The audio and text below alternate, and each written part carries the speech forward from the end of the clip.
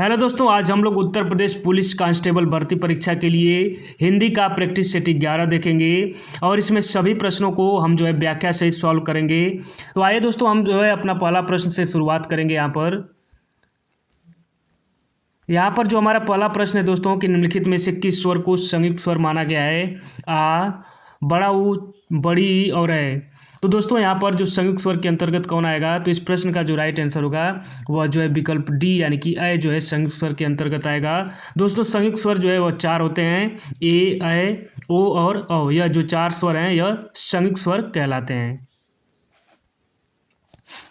प्रश्न नंबर 2 देखेंगे दोस्तों यहाँ पर कि अल्प विराम का प्रयोग इनमें से कहाँ किया जाता है?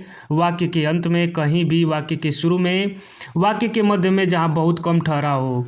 तो दोस्तों इस प्रश्न का आप सभी दोस्त वह राइट आंसर देंगे। क्या होगा?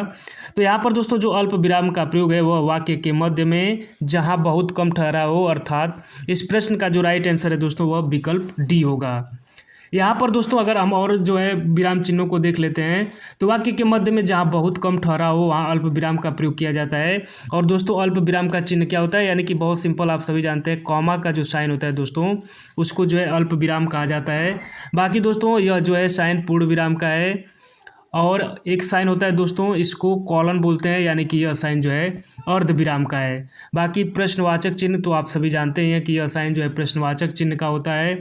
और एक साइन दोस्तों यह भी पूछा जाता है, तो ये वाला साइन जो होता है तो दोस्तों यह विस्मयादि बोधक चिन्ह के रूप में इस साइन का प्रयोग किया जाता है। तीसरा नंबर सवाल देखेंगे दोस्तों कि निम्नलिखित विकल्पों में से किस विकल्प में सभी शब्द व्यक्तिवाचक संज्ञाएं हैं? विकल्प ए यानी कि राम, रामचरितमानस, गंगा, कृष्ण, कामायनी, मिठास, लखनऊ, आम और बुढ़ापा, ममता, वकील और पुस्तक। तो दोस्तों हमें इस प्रश्न में बताना है कि जो सभी व्यक्तिवाचक संज्ञाएं किसमें हैं। तो दोस्तों इस प्रश्न का जो राइट आंसर होगा वह विकल्प ए यानी कि राम, रामचरितमानस और गंगा, यह सभी व्यक्तिवाचक संज्ञा के अंतर्गत आएगा। वह संज्ञा जो किसी वस्तु, व्यक्ति, स्थान का बोध कराती है उसे व्यक्तिवाचक संज्ञा कहा जाता है। जैसे राम, रामचरितमानस, गंगा, यह सभी व्यक्तिवाचक संज्ञाएं हैं। और विकल्प बी को अगर देखें दोस्तों तो कृष्ण, कामायनी व्यक्तिवाचक एवं मिठास यह भाववाचक संज्ञा है। तो दोस्तों यहाँ पर मिठास यह भाववाचक संज्ञा है। इसी तरह दोस्तों अगर देखा जाए तो लखनऊ वह व्यक्तिवाचक, आम वह जातिवाचक, परंतु जो बुढ़ापा है वह भी भाववाचक संज्ञा के अंतर्गत आएगा। इसी प्रकार दोस्तों ममता व्यक्तिवाचक, पुस्तक और वकील यह जातिवाचक संज्ञा के अंतर्गत आएंगे। तो प्रश्न नंबर 3 का जो राइट आंसर है वह विकल्प ए यानी कि राम, रामचरितमानस और गंगा, यह सभी शब्द व्यक्तिवाचक संज्ञा के अंतर्गत आएगा। 4 नंबर सवाल देखेंगे दोस्तों कि वह एक अच्छा छात्र है वाक्य में संकेतवाचक सर्वनाम है। तो यहाँ पर बताना है कि कौन संकेतवाचक सर्वनाम है। वह एक अच्छा और छात्र। तो दोस्तों इस प्रश्न का जो राइट आंसर होगा वह विकल्प ए यानी कि वह संकेतवाचक सर्वनाम का उदाहरण है। वह एक अच्छा छात्र है वाक्य में वह संकेतवाचक सर्वनाम है और सर्वनाम संज्ञा के स्थान पर वाक्य में प्रयुक्त होने वाले शब्दों को सर्वनाम कहा जाता है। प्रश्न नंबर 5 हम देखेंगे दोस्तों कि निम्नलिखित वाक्यों में एक में विशेषण का प्रयोग हुआ है। पहला, लड़का भजन गा रहा था, मैंने उसको बुलाया, वह सुंदर लड़का आया और उसने भजन नहीं सुनाया। तो यहाँ पर बताना है दोस्तों कि किस एक वाक्य में विशेषण का प्रयोग हुआ है। तो दोस्तों इस प्रश्न का जो राइट आंसर होगा वह विकल्प सी यानी कि वह सुंदर लड़का आया है।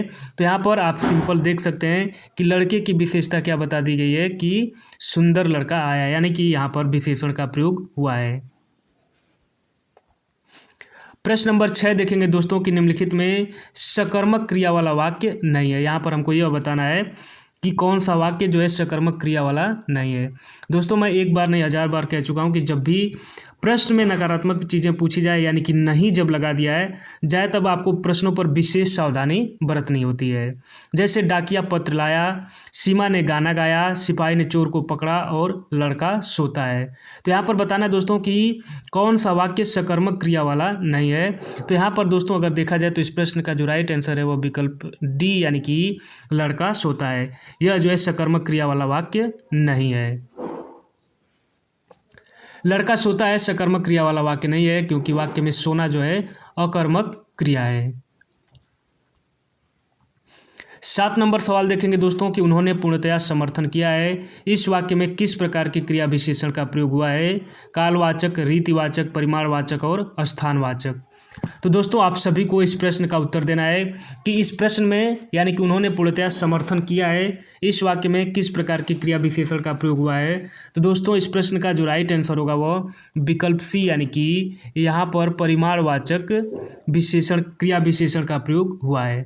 उन्होंने पूर्णतया समर्थन किया वाक्य में परिमाणवाचक क्रिया विशेषण है। यहाँ जो है पूर्णतया शब्द मात्रा का बोध करा रहा है, अतः परिमाणवाचक क्रिया विशेषण यहाँ पर प्रयोग हुआ है। तो दोस्तों यहाँ पर जो पूर्णतया शब्द लिखा है वह जो है परिमाण की बात कर रहा है, यानी कि इससे एक परिमाण का बोध हो रहा है, इसलिए यहाँ पर परिमाणवाचक क्रिया विशेषण का प्रयोग हुआ है। प्रश्न नंबर 8 देखेंगे दोस्तों कि स्त्रीलिंग शब्द अलग कीजिए। हुलास, हरकत, हमला और हवाला। तो यहाँ पर बताना है कि कौन सा शब्द स्त्रीलिंग है। तो दोस्तों इस प्रश्न का राइट आंसर क्या होगा, आप सभी दोस्त जो है कमेंट कीजिएगा। और दोस्तों आप जो पूरे मॉडल पेपर के प्रश्नों को आप देखिएगा और आप नीचे कमेंट कीजिएगा कि आपको इन प्रश्नों में से कितने प्रश्नों का उत्तर जो है वो आ रहा था। तो यहाँ पर स्त्रीलिंग शब्द क्या होगा दोस्तों, तो इस प्रश्न का जो राइट आंसर होगा वह विकल्प बी, यानी कि यहाँ पर जो हरकत शब्द है यह स्त्रीलिंग के अंतर्गत आएगा। अगर इसका वाक्य में प्रयोग देखें तो हम क्या बोल सकते हैं दोस्तों कि तुम्हारी हरकत अच्छी नहीं लगती, यानी कि हरकत का प्रयोग यहाँ पर स्त्रीलिंग के भाव में हो रहा है। प्रश्न नंबर 9 देखेंगे कि निम्नलिखित में से कौन सा शब्द दोनों वचनों में समान रहता है? कथा, लता, सरसों और कुटी। तो दोस्तों इस प्रश्न का जो राइट आंसर होगा वह विकल्प बी, यानी कि सरसों जो है दोनों वचनों यानी कि एक वचन और बहुवचन दोनों में जो है वह समान रहता है। बाकी अन्य का अगर हम देखें तो कथा का दोस्तों हमने सुना है कथाएं, लता का लताएं और कुटी का कुटिया जो है वह बहुवचन होता है। परंतु आपने सरसों का कुछ इससे इतर शब्द नहीं सुना होगा जिसका प्रयोग बहुवचन में किया जाए।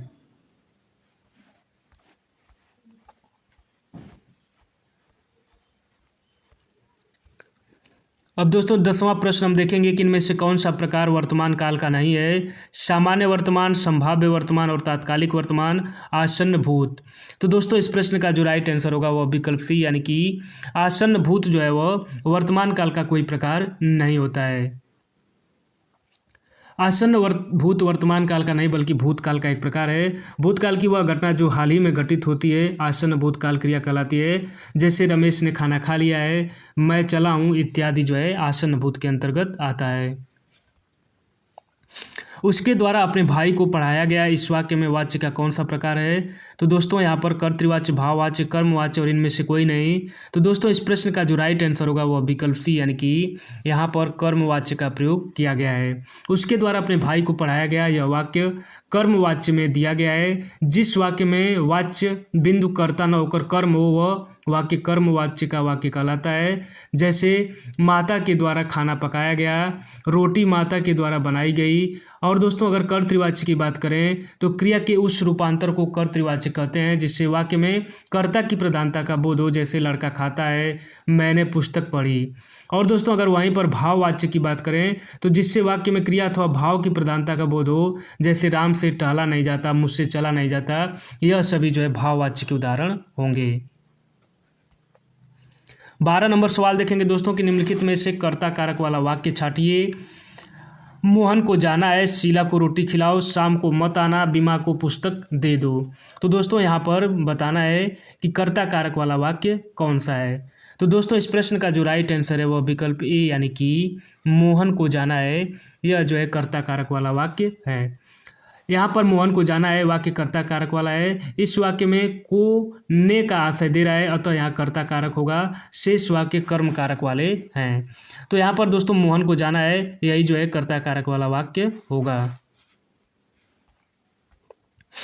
अब दोस्तों प्रश्न नंबर 13 देखेंगे कि अंगोछा किसका तद्भव शब्द है। दोस्तों बहुत ही महत्वपूर्ण प्रश्न है दोस्तों यह तद्भव तत्सम का। कई बार लोग कंफ्यूज होते हैं, तो आप जो है इस प्रश्न को अच्छे से ध्यान से याद रखिएगा कि अंगोछा किसका तद्भव शब्द है, यानी कि अंगोछा का तत्सम शब्द क्या होगा यह आपको बताना है दोस्तों। तो इस प्रश्न का जो राइट आंसर है वह विकल्प ए, यानी कि अंग प्रौच्छा। अंग प्रौच्छा तत्सम शब्द है और उसी को दोस्तों अंगोछा कहते हैं। बाकी अगर गांव में आप रहते होंगे तो आप सभी जानते ही होंगे अंगोछा तो कोई गमछी, कोई अंगोछी इस तरह से बोलता है, लेकिन इसका शुद्ध शब्द दोस्तों अंग प्रौच्छा होता है। 14 नंबर सवाल देखेंगे दोस्तों कि निम्नलिखित प्रश्न में 4 विकल्पों में से उस विकल्प का चयन करें जो उपसर्ग से बने शब्द का सही विकल्प हो, यानी कि बलिष्ठ, पुष्पित, पंचायत और व्याधि। तो दोस्तों यहाँ पर बताना है कि ऐसा कौन सा शब्द है जिसमें मूल शब्द में उपसर्ग लगाकर बनाया गया है। तो दोस्तों यह प्रश्न काफ़ी महत्वपूर्ण है और थोड़ा सा टेक्निकल भी है। तो दोस्तों यहाँ पर जो व्याधि शब्द दिख रहा है, इसी में जो है किसका प्रयोग हुआ है, मूल शब्द और उपसर्ग दोनों लगा है। यानी कि अगर यहाँ पर देखा जाए तो व्याधि शब्द में वी उपसर्ग का प्रयोग हुआ है। कौन से उपसर्ग का दोस्तों, वी धन आदि, व्याधि होता है। तो आदि जो है एक मूल शब्द है और उसमें उपसर्ग कौन सा लगा है दोस्तों, वी लगा है।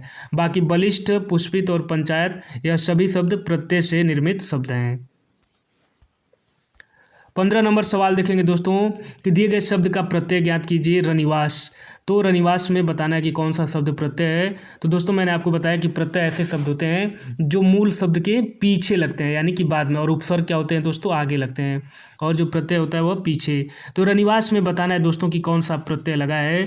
तो इस प्रश्न का जो राइट आंसर होगा दोस्तों वह विकल्प ए, यानी कि इसमें वास प्रत्यय लगा है। रनिवास शब्द का प्रत्यय दोस्तों वास होगा। अब दोस्तों प्रश्न नंबर 16 हम देखेंगे कि आवर्तक का विपरीतार्थक शब्द है, यानी कि विलोम शब्द बताना है आवर्तक का। तो प्रवर्तक, अनावर्तक, आवृत और प्रकर्षक। तो दोस्तों इस प्रश्न का राइट आंसर क्या होगा, आप सभी दोस्त भी जो है कमेंट कीजिएगा। तो इस प्रश्न का जो दोस्तों राइट आंसर है वह विकल्प बी, यानी कि आवर्तक का विपरीतार्थक शब्द क्या है दोस्तों, अनावर्तक।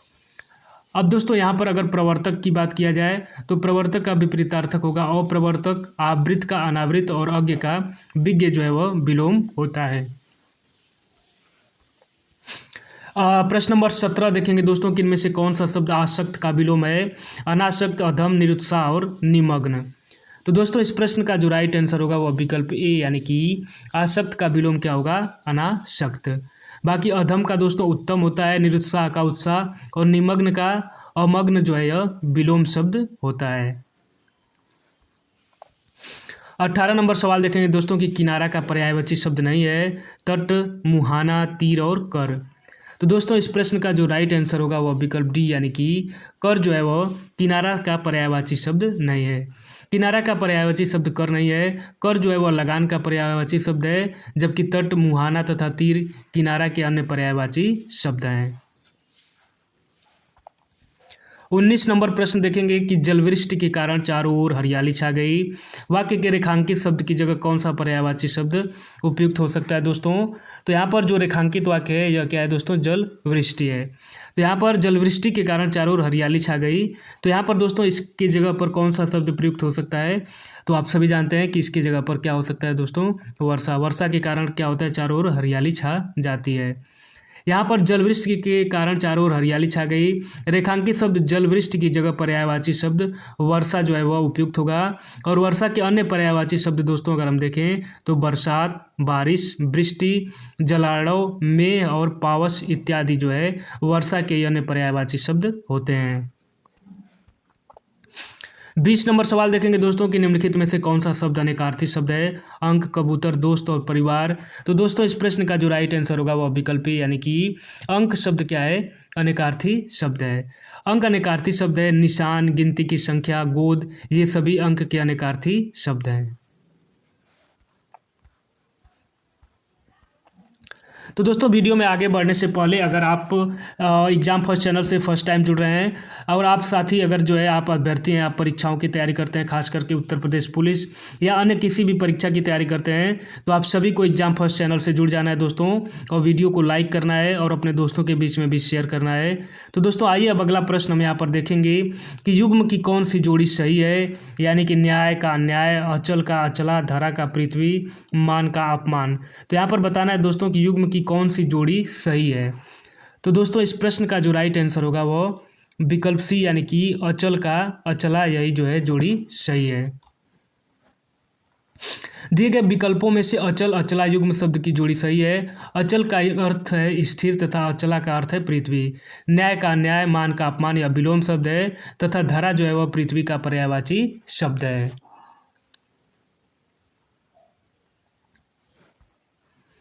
अब दोस्तों प्रश्न नंबर 22 देखेंगे कि वह कवि जो तत्काल कविता करे के लिए एक शब्द है दोस्तों, बहुत ही महत्वपूर्ण जो है हिंदी का अनेक शब्द के लिए एक शब्द का यह प्रश्न है दोस्तों।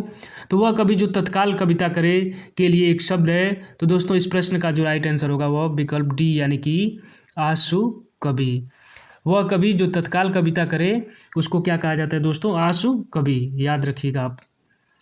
23 नंबर प्रश्न हम देखेंगे कि निम्नलिखित विकल्पों में से जो भेदा न जा सके वाक्यांश के लिए एक सार्थक शब्द क्या होगा, यानी कि जो भेदा न जा सके उसको हम दोस्तों क्या बोलेंगे, तो उसको अभेद्य, निर्द्वंद, द्वंद और प्रतिबंध, तो क्या बोला जाएगा दोस्तों। तो इस प्रश्न का जो राइट आंसर होगा वह विकल्प यानी कि उसको अभेद्य बोला जाएगा, यानी जो भेदा न जा सके अभेद्य।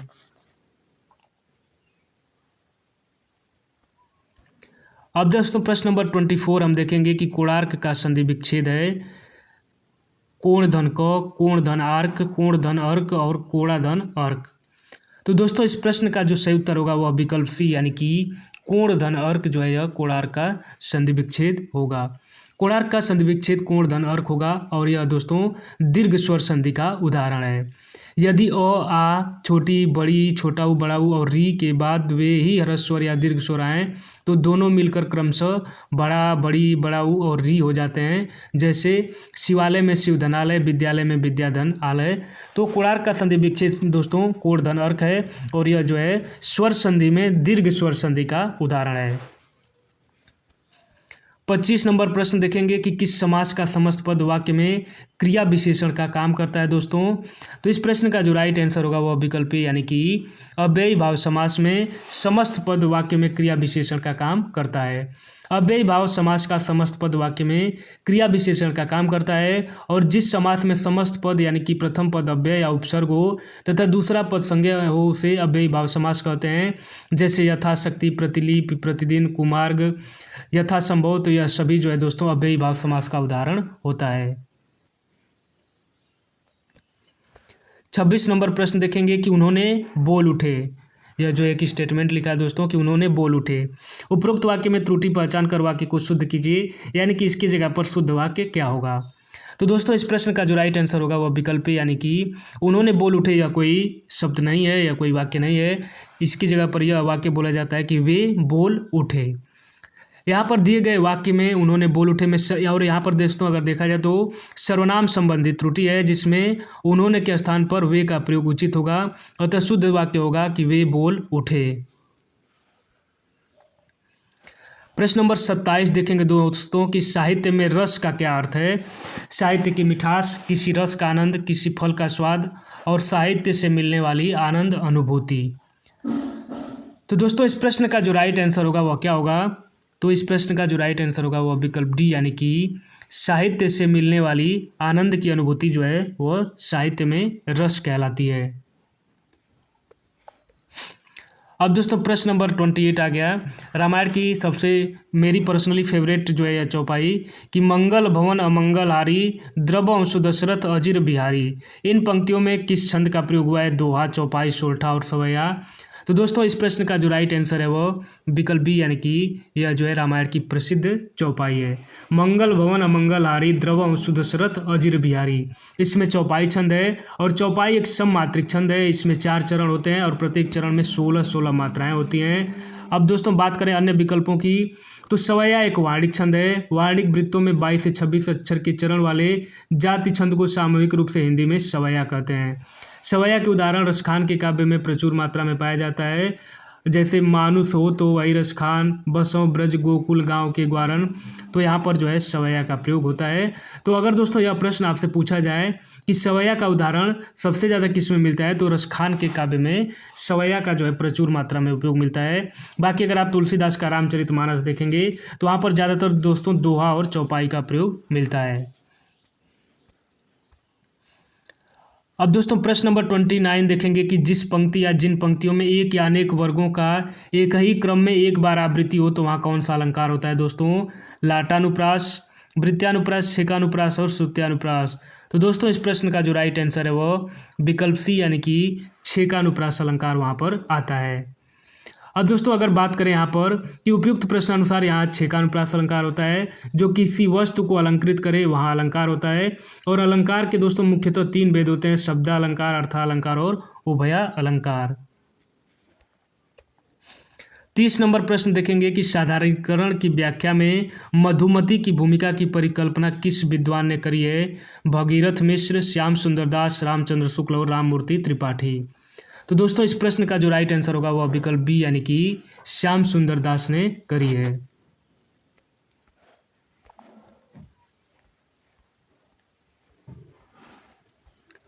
अब दोस्तों प्रश्न नंबर 31 देखेंगे कि जबरदस्ती का मेहमान अर्थ के लिए सही लोकोक्ति है दोस्तों।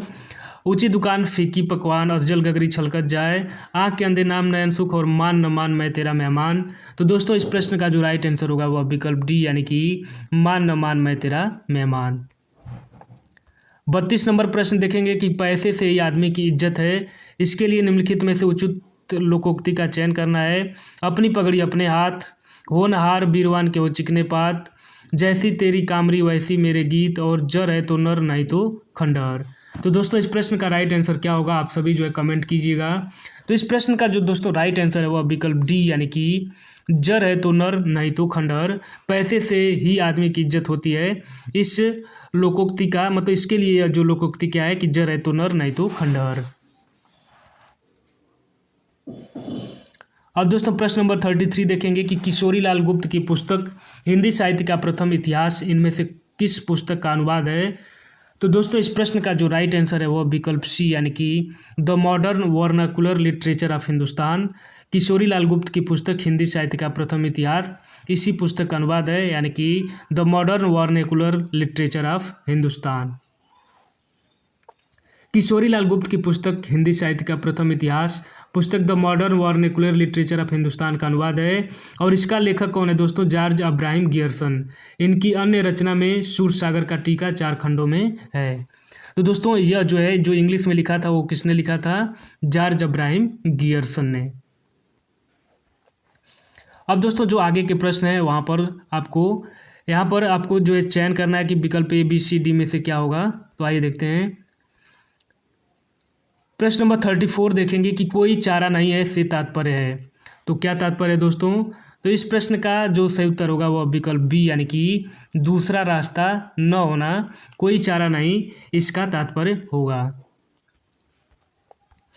प्रश्न नंबर 35 देखेंगे कि नियत से तात्पर्य है इरादा, सोच, अनिश्चय और अहंकार। तो दोस्तों आप सभी जानते हैं कि नियत से जो तात्पर्य होता है वह इरादा यानी कि मनसा, यह सभी जो है नियत के पर्यायवाची शब्द हैं या अनेकार्थी शब्द हैं। 36 नंबर देखेंगे कि सात्विक नियत से क्या होता है? दुनियादारी, दुनिया का भला, दुनिया का बुरा और दुनिया से प्रेम।